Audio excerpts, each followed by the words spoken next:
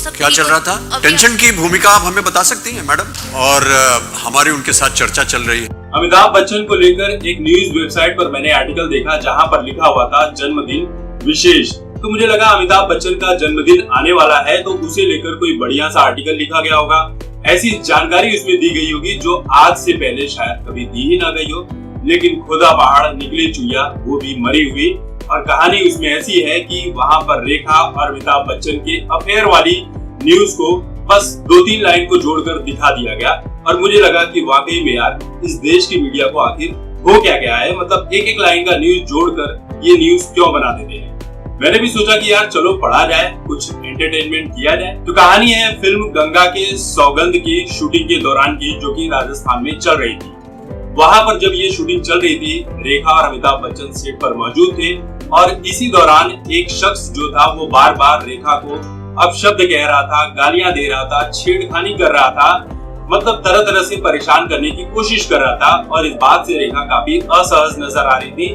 और ये चीज जब अमिताभ बच्चन ने देखी, ध्यान दी, तो अमिताभ बच्चन को गुस्सा आ गया और अमिताभ बच्चन ने उसको कॉलर के साथ पकड़ा और लात घूसों के साथ उसकी जबरदस्त तरीके से पिटाई कर दी।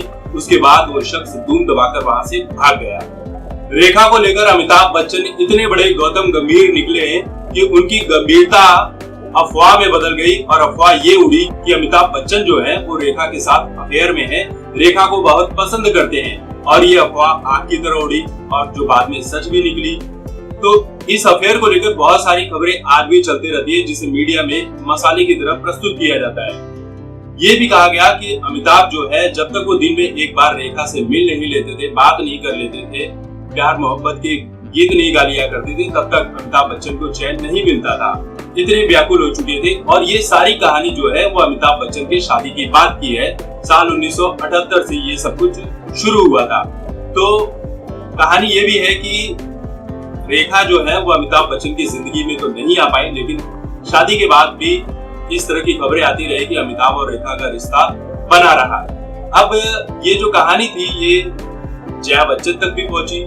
जया बच्चन भी अपनी जासूसी पड़ताल चालू कर चुकी थी। तो ऐसे ही अमिताभ बच्चन और रेखा की किसी फिल्म की शूटिंग चल रही थी और अमिताभ जो है रेखा के साथ बात कर रहे थे, कुर्सी पर दोनों बैठे हुए थे। इतने में जया बच्चन आती है, वो किसी से बात नहीं करती है और एक तमाचा जोरदार वो रेखा को जड़ देती है। वहां पर मौजूद सभी लोग एकदम सन्न रह जाते हैं कि आखिर हो क्या गया है। तो ये जो आप देख रहे हैं शायद यही गुस्सा होगा कि जया बच्चन कभी भी कहीं भी किसी वक्त पर किसी पर भी भड़क जाती है।